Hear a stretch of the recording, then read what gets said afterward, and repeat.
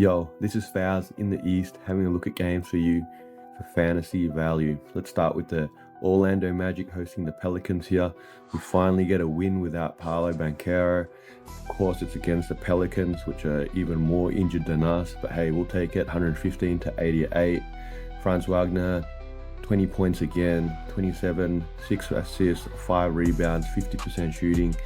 It's nice that he's starting to show up now. We're going to need him for the rest of the season, no doubt. Across the board, we got his brother, Mo Wagner, 17 points, 4 rebounds, 2 assists, 8 from 11 shooting. I actually went and picked him up when Banchero got injured, and then he didn't actually play that next game, and then so I just dropped him again. Maybe he's starting to trend upwards. Definitely keep an eye on him. Anthony Black getting 24 minutes as well, 11 points, hitting double digits there. Jalen Suggs was a bit of disappointment this game though, 7 points, 6 rebounds. I don't know if he's ready to be that second option yet, but hey, look, he's going to get an opportunity right now. Obviously with the Pelicans, they've got injuries left, right, and center. Boston Jr., man, 26 points because, you know, who else are they got to play, yeah? 38 minutes, obviously. Alvarado, 21 points as well, 3 steals, 5 assists, 5 rebounds. He's probably a good pickup, I think. You know, he's going to get started minutes right now with all the injuries in New Orleans. As long as you can sort of handle his percentages, he doesn't shoot that well. Obviously, he's a bit of a gunner in that sort of sense. Not much else really to talk about there for the Pelicans. Jump across to the Hornets at the Pacers here. We've got the Hornets getting the win here. 103 to 83. Probably not what the Pacers expected when they went to Charlotte here. Hornets here led by LaMelo Ball, 31 points, 7 rebounds, 6 assists here. Brandon Miller starting to get some consistency going here, 29 points, 6 rebounds, 6 assists as well, 7 3-pointers, can't complain about that. I just noticed LaMelo Ball here, 10 from 29 though, from the field, really killing your percentages there. 5 from 18 from 3 as well. That's sort of crazy, but they got the win, so I guess they don't really care there, right? We also got Caleb Martin. It's Cody Martin. I always get confused. 15 points off the bench here. And Trey Mann, 14 points as well. A couple of sleepers that maybe you could look to stream in Charlotte right now. Across to the Pacers here. 27 points for Siakam. 11 from 17 field goals. But Tyrese Haliburton, man, he was traded in my league. And yeah, look, probably really justified that owner getting rid of him. 6 points, 9 assists, 7 rebounds, 2 from 11. Not sure what's going on for him. Is he healthy? Maybe something's going on there. I don't know. Is it up here? Who knows, hey? Benedict Mathurin, 22 points now.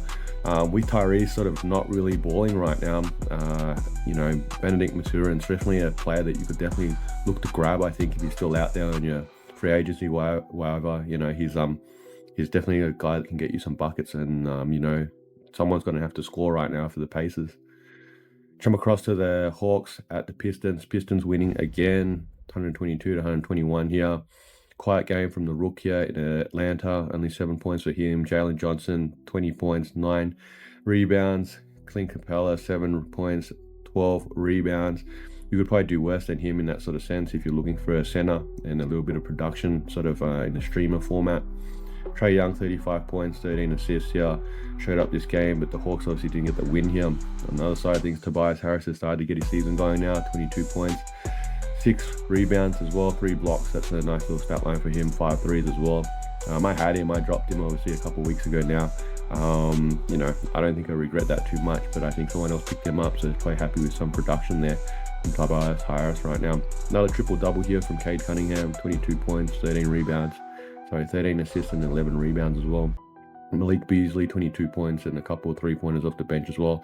Another streamer option there for you. Jumping across to the Nets, visiting the Boston Celtics here. Celtics winning 108 to 104 here. Again, Celtics continue to roll even though Jaylen Brown is out at the moment. Derek White, 14 points. Drew Holiday, 17 points. Tatum, 33 points. Al Horford had a good game there.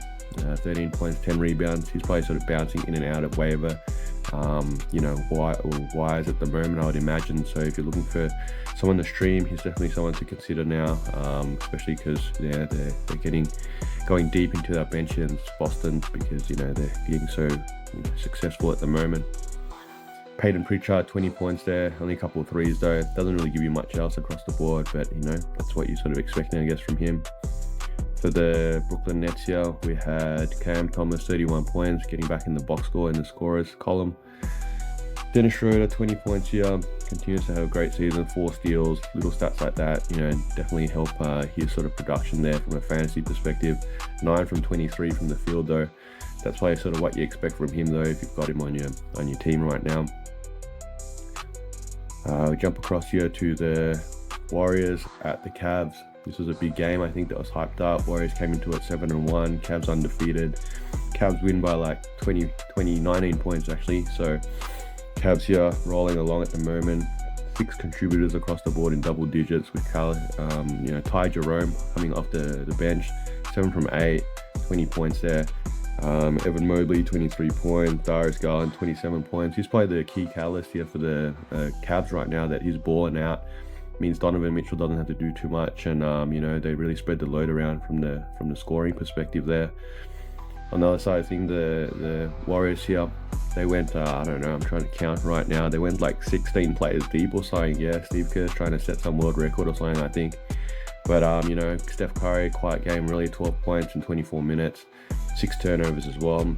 I think the game was sort of over by halftime or by the third quarter, so they've gone deep into that sort of bench there. Podzinski, 14 points there, 4 steals, 4 assists, 7 rebounds. It's a nice little stat line for him in only 27 minutes too.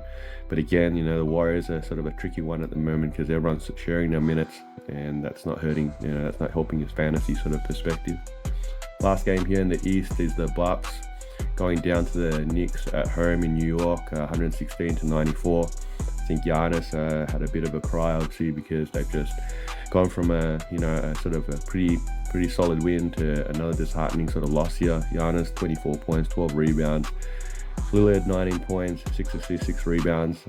No one else really showed up. I don't even know who else to recommend on the Bucks right now, besides those 2 guys. And the Knicks obviously getting a job done here. We got 6 guys again in double digits here, led by Cat, 32 points, 11 rebounds.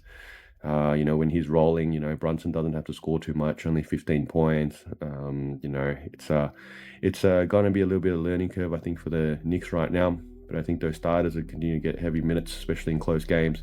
So if you got one of those 5 guys right now, I think you should be fairly happy with them from a fantasy perspective.